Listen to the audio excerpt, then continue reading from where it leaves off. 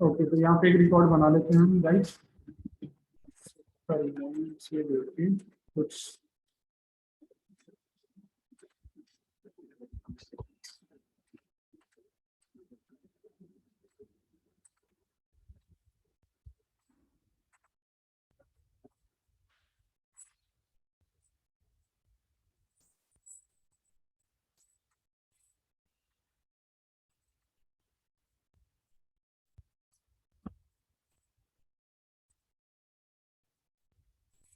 ये तो कोई प्रॉब्लम नहीं है आपको इसमें।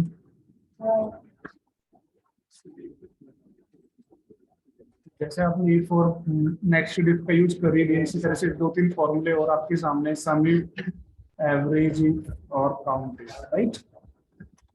तो सम प्लस इफ, एवरेज इफ और काउंट इफ, जैसे सम के फॉर्मूले की अगर बात करो तो सम के फॉर्मूले में क्या प्रॉब्लम थी? हाँ, कुछ उसका जो है कोई लिमिटेशन कुछ सम फॉर्मूले की। सम सम की बात कर रहा हूँ, इफ की नहीं कर रहा हूँ। सम का फॉर्मूला लगा हुआ है, इसकी कुछ लिमिटेशन कुछ माइंड में आई कुछ? नहीं, सम की जो लिमिटेशन है वो ये है कि ये पूरी रेंज में जितने भी नंबर होंगे सभी का टोटल करेगा, राइट। अगर आपका क्वेश्चन चेंज हो जाए कि जहां जहां पे जिस डे में नंबर ग्रेटर देन 4000 है उसका सिर्फ टोटल करें, राइट। या सेक्टर 1 में 4000 से कम रुपए की कितनी सेल हुई है, ओके। या 4000 से ज्यादा रुपए की कितनी सेल हुई है, मतलब सम के फॉर्मूला, सम तो आपको करना है एक रेंज का, लेकिन उस रेंज में एक कंडीशन के साथ करना है। एक पर्टिकुलर रेंज में जहां जहां पे नंबर आपके जरूरत के अकॉर्डिंग हो सिर्फ उन्हीं का टोटल करें। गेटिंग?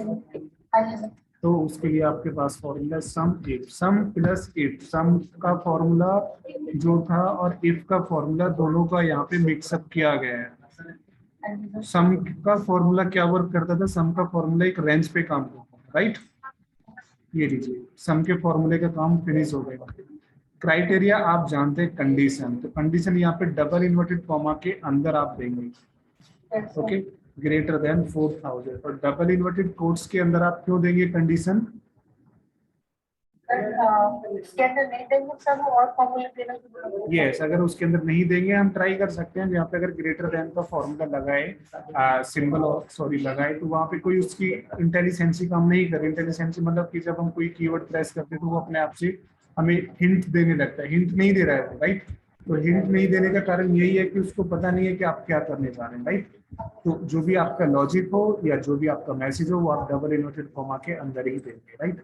तो अब आप यहाँ पे कह सकते हैं कि आपका जो टोटल है मंडे संडे टू सैटरडे वो है 13,774 रुपये। लेकिन जब आपने एक कंडीशन लगा दी कि 4000 से अबव कितना टोटल है, तो फिर इस पूरी की पूरी रेंज में इस नंबर का टोटल होगा, इसका नहीं होगा, इसका टोटल होगा और इसका टोटल होगा, और इनका टोटल नहीं होगा। क्यों नहीं होगा इनका टोटल?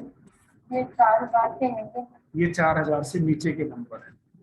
आगे बात समझिए, यहाँ पे जीरो भी देख रहे हैं आप, जीरो वाले में आप अगर अपना नजर दौड़ाएंगे तो कहीं पे भी नंबर 4000 से अबव दिखाई देगा।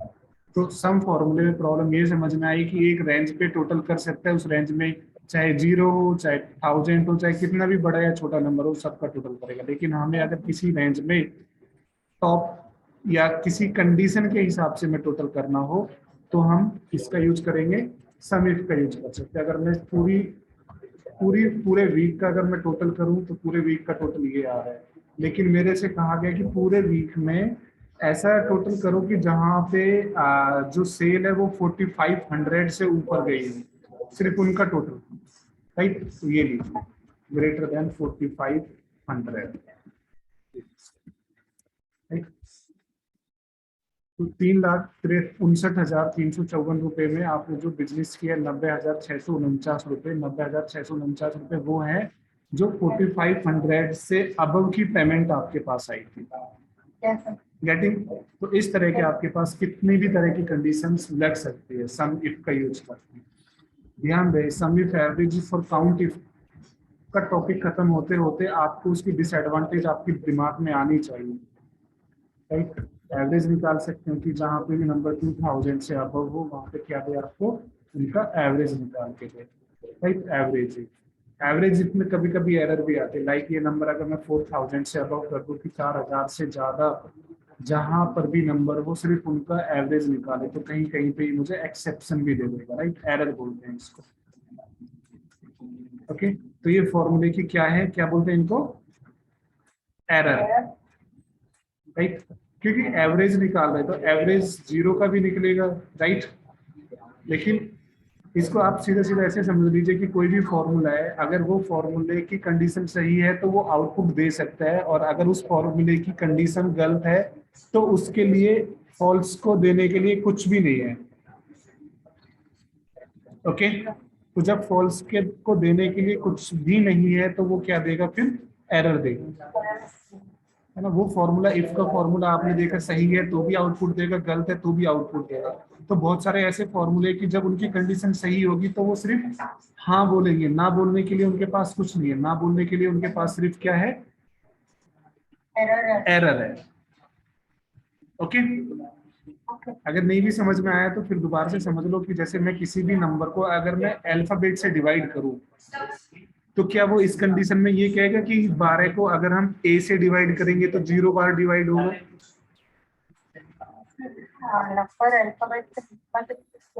होगा ही नहीं ना, 0 भी नहीं आएगा, होगा ही नहीं। आ रही बात समझ में।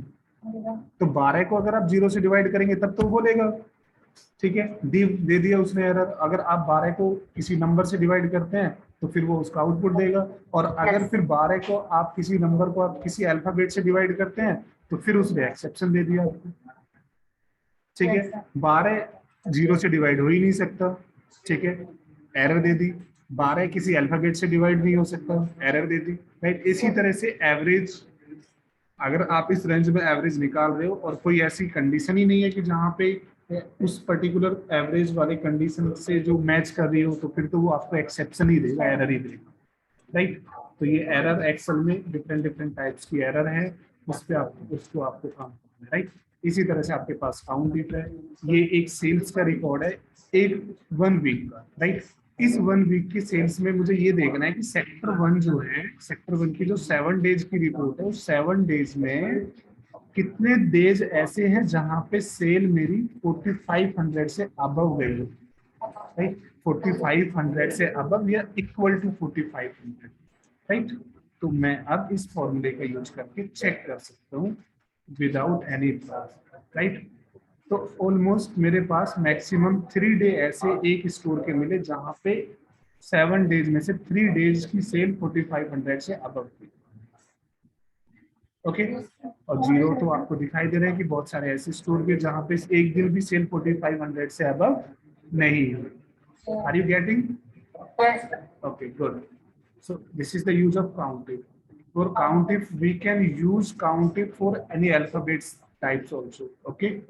If you have attendance sheets and you want to find, okay, in the particular range, how many times are A is coming, how many times are P is coming, okay, then you can also use that one. Okay. So if you will say, then I can give you a short view here and here, and then somewhere I'm putting like a, right, like that. Okay, ji. And now here I want to count, like this is the attendance sheet, and I want to count, okay, how many percent is there, how many percent is there. This is the range, and in the range, what we want to find or calculate A, right? This will be your what? This will be your absent. Okay, and if you want to find the present, पूरे पूरे month का बनाना, उसमें present absent आप भरना और फिर उसको यहाँ पे ड्रा करना कि यहाँ पे कितनी आपकी प्रेजेंट है, कितनी आपकी एब्सेंट है, इस रेंज में कितनी बार क्या आया हुआ है आपका, ये आया। Sorry, I want be here.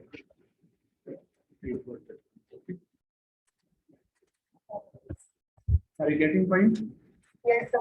So this is what we have learned now. Sum, average, count, max, min, the normal one, which all works with range, right? Yes. After that, if next to if means when you are using if again, if inside if again and again. Okay, then you can go with that one. Okay, then we have sum if, average if, and count. Yes, sir. Okay, so after that, now you can think about, okay, what is the problem with count if? What is the problem with sum if? Or what is the limitation of sum if, average if, or count if? Right? So the problem is that average if is working, sum if is working, they are working on the range, right? And finding the particular condition. Okay, so the problem is that here you can check only one condition. Yes, sir. Okay, किसी एक range पे एक ही condition check कर सकते हो. अगर आपको multiple condition check करनी हो तब आप कैसे करेंगे? Okay, so that task can not be done with the help of this, right?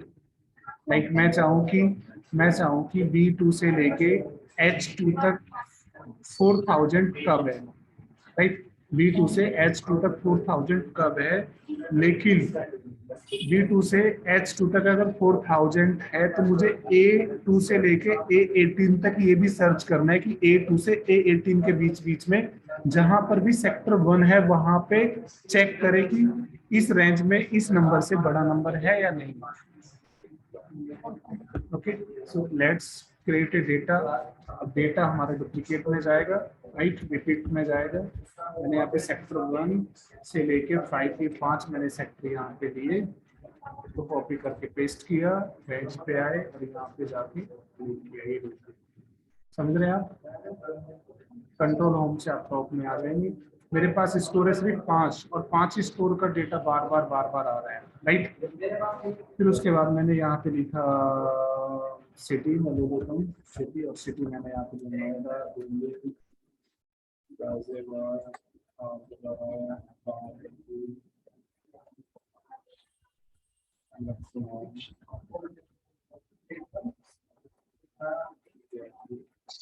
और इसी को मैंने पकड़ के क्या किया, डबल क्लिक.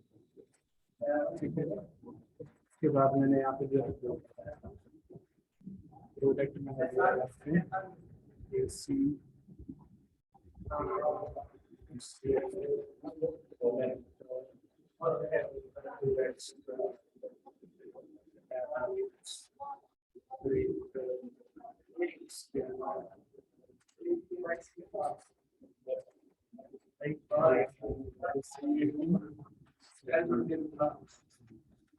यहाँ पे मैं टोटल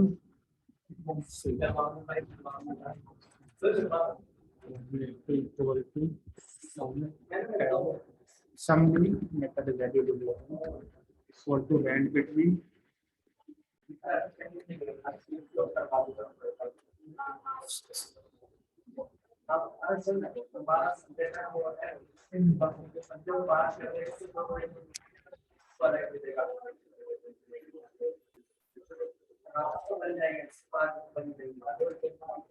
इसको आप और यहाँ पे आप टोटल कर दीजिए.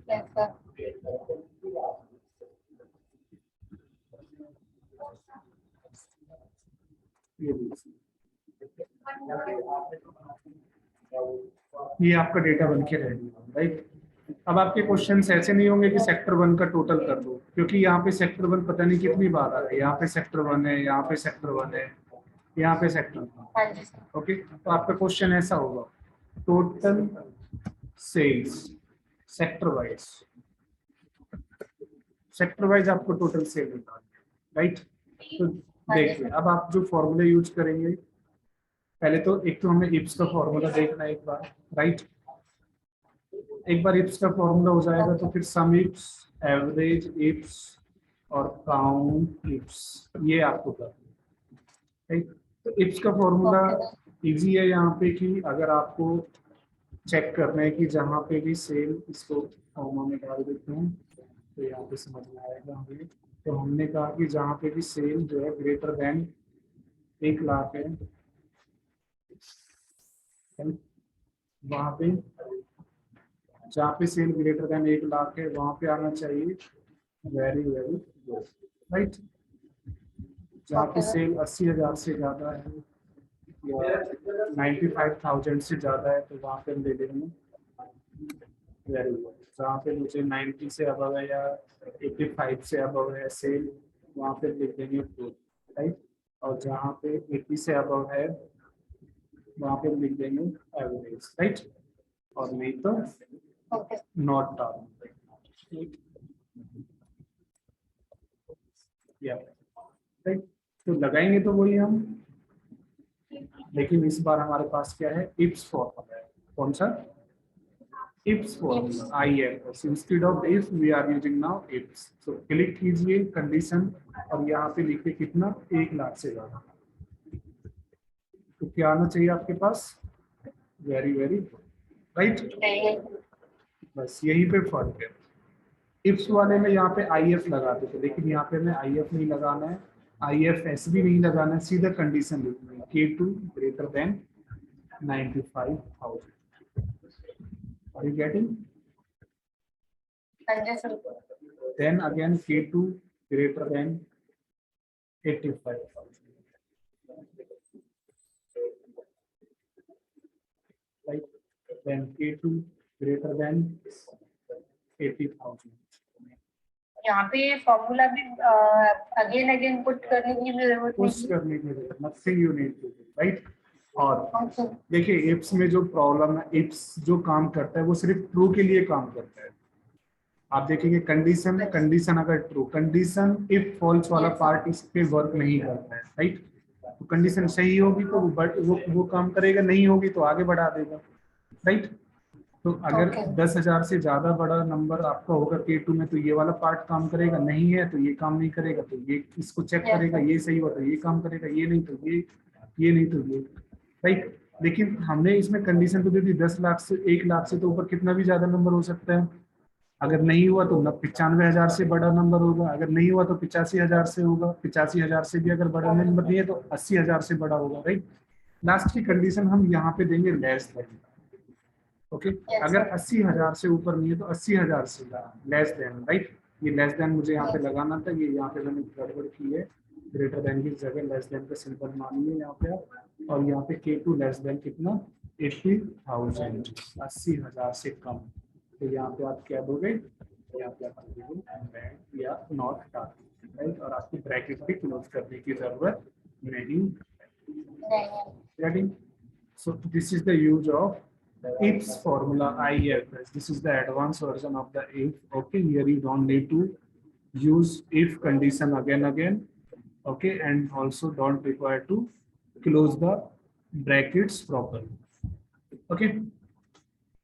ये इप्स का फॉर्मूला, तो इप्स का फॉर्मूला हमें समझ में आया। तो अभी इस इप्स के फॉर्मूले को रिलेट कर दिया है किसके साथ, सम इप्स के साथ, एवरेज इप्स के साथ और काउंट इप्स के साथ। काउंट और इप्स और एवरेज और सम और इप्स, राइट। तो सम इप्स का यहाँ पे एक एग्जांपल हम ले लेते हैं कि अगर आपसे कहा गया कि total sale sector wise, right, total sale sector wise निकालने, मतलब सेक्टर 1 की टोटल सेल कितनी है। अब प्रॉब्लम ये है कि सेक्टर 1 यहाँ पे एक जगह तो है नहीं।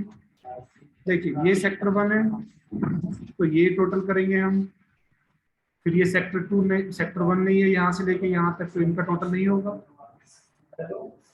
फिर ये सेक्टर 1 यहाँ मिला, इसका टोटल होगा, समझ रहे हैं आप। फिर इनका टोटल नहीं होगा, फिर ये सेक्टर 1 यहाँ मिला तो इसका टोटल होगा, राइट। तो ऐसे काम करेगा ये। तो अब देखिए इसका मैं पहली बार फॉर्मूला लगाता हूँ, इसको अब समझिए और इसके पैरामीटर्स देख के मुझे बताइए कि इसकी क्या रिक्वायरमेंट है। कुछ समझ में आ रहा है इसकी डेफिनेशन से आपको? क्या क्या समझा सकते हैं आप इसमें?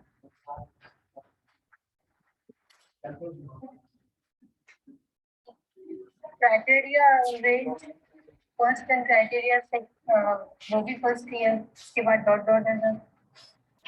हाँ, ये ना इस रेंज कोई एक कॉलम दीजिए उसको, कोई एक कॉलम दीजिए जिसका टोटल करना है, लेकिन इस कॉलम का टोटल कब करना है आपको, इस कॉलम का टोटल, इस कॉलम में से टोटल जब करना होगा आपको जब किसी दूसरे कॉलम की रेंज में, राइट, इस कॉलम की रेंज में वो लिखा हुआ हो जो आप यहाँ पे देखें, राइट। और फिर ये 3 डॉट्स का मतलब है कि इस तरह की आप कितनी भी कंडीशन क्या कर सकते हो, दे सकते हो, राइट। तो चलिए यहाँ पे चलते हैं और हमें सम रेंज चाहिए इस वाले नंबर का टोटल चाहिए, ठीक है। तो इस बार हम उसको सेलेक्ट भी नहीं करेंगे, सीधा के पे क्लिक कर देंगे तो के से के तक यानी कि जितने भी रिकॉर्ड इसमें होंगे सबका टोटल करेगा, राइट। कॉमा के में से टोटल कब करे, जब करे क्राइटेरिया रेंज। तो क्राइटेरिया रेंज हमने दी थी ये, ए में क्या हो, ए में हो कॉमा करके ए में क्या हो, तो ए में कंडीशन दीजिए आप, ए में मुझे चाहिए सेक्टर 1।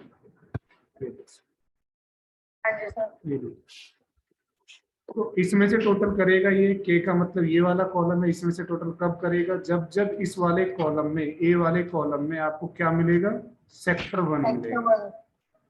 तो ए वाले कॉलम में सेक्टर 1 है तो के वाले कॉलम इस वाले इसका टोटल ले लेगा।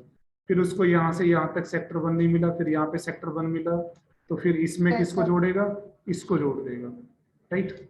फिर उसको सेक्टर 1 यहाँ से यहाँ तक नहीं मिलेगा तो इसमें क्या जोड़ेगा, इसमें फिर ये जोड़ देगा यहाँ। आगे बात समझिए, इस तरह से करता हुआ चला जाएगा ये भी, ठीक है। अगर आपको टोटल सेल निकालनी है कि टोटल सेल कितनी हुई, तो आप निकाल सकते हो यहाँ पे इक्वल टू सम,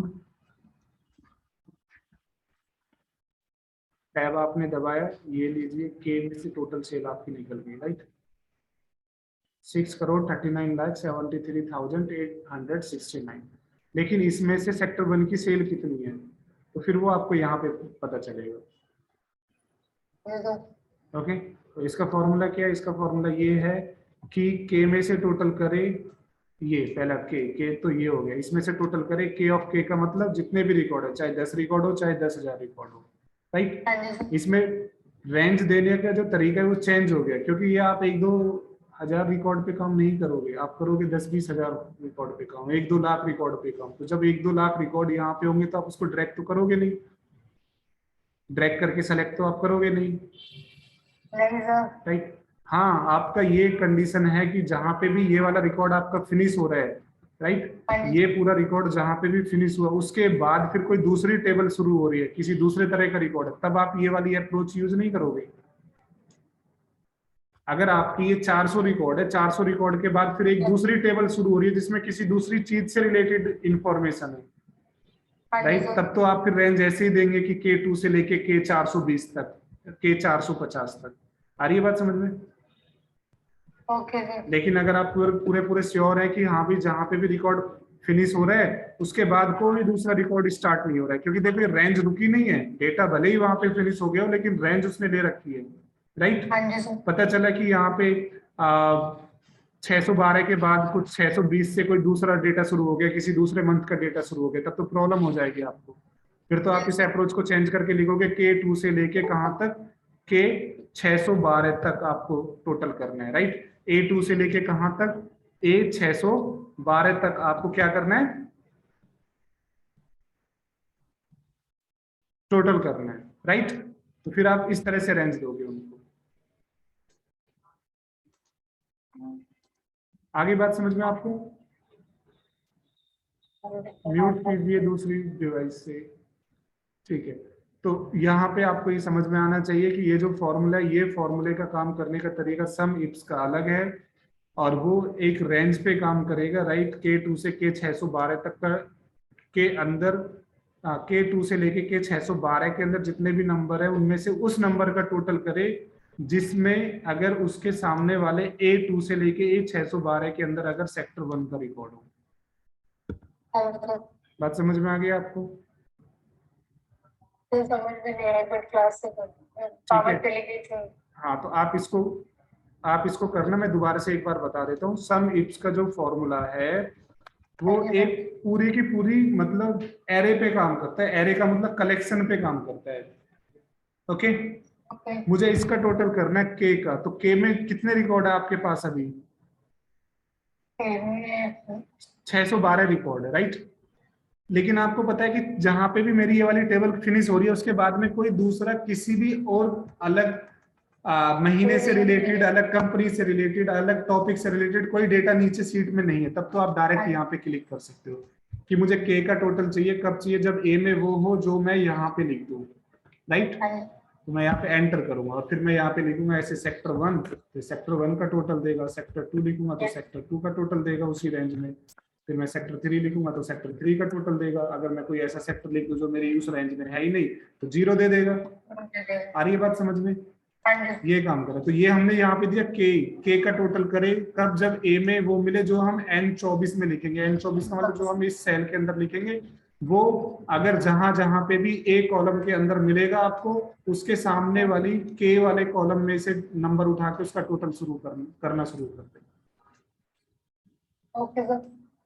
राइट, ये है। आपको लगता है कि नहीं जहां पे आपका रिकॉर्ड ये फिनिश हो रहा है, देखोगे अभी आप ये रिकॉर्ड जहां पे भी आपके रिकॉर्ड फिनिश हो रहा है उसके बाद भी ये रैंक सेलेक्ट हो रखी है ना, यहाँ पे देख पा रहे हो आप? ऐसा क्यों? ऐसा इसलिए क्योंकि हमने पूरा कॉलम दे दिया वहां पे। अगर यहाँ पे आपका कोई किसी तरह का दूसरा डेटा स्टार्ट हो रहा है तब फिर आप इस वाले तरीके से बचेंगे। फिर आप यहाँ पे क्या लिखेंगे, ऐसे लिखेंगे कि K2 से लेके और कहाँ तक, K612 तक का टोटल मुझे करना है। तो जैसे हम K612 यहाँ पे लिखेंगे, देखिए रेंज अपने आप क्या हो जाएगी, 612 पे ही आके एंड हो जाएगी। ठीक है, ये देखिए इधर, ठीक है, A2 से लेके A612 तक ये हो गई। ठीक है, तो मैंने आपको दोनों तरीके बता दिए हैं, गेटिंग। और यहाँ पे आप लिखते रहेंगे, ये होता रहेगा। फॉर्मूला क्या लगाया हमने? फॉर्मूला लगाया कि इस नंबर में से टोटल करे जब कंडीशन क्राइटेरिया रेंज, मतलब ये इस रेंज में वो मिले जो हम यहाँ पे देंगे। रेंज, ये वाली रेंज कौन सी? ये वाली रेंज ये है। इस रेंज में क्या मिले जो आपने यहाँ पे दिया, ये आपकी क्राइटेरिया 1 है, राइट।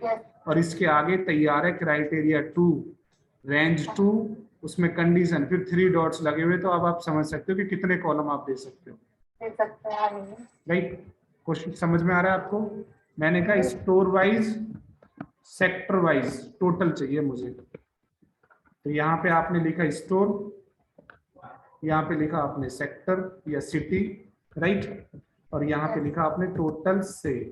फॉर्मूला लगाया आपने टोटल सेल में इक्वल टू सम इफ्स, इसमें से टोटल करे कब करे, जब इस वाले कॉलम में तो वो हो जो हम कहाँ लिखेंगे, स्टोर में लिखेंगे, N28 में लिखेंगे कॉमा।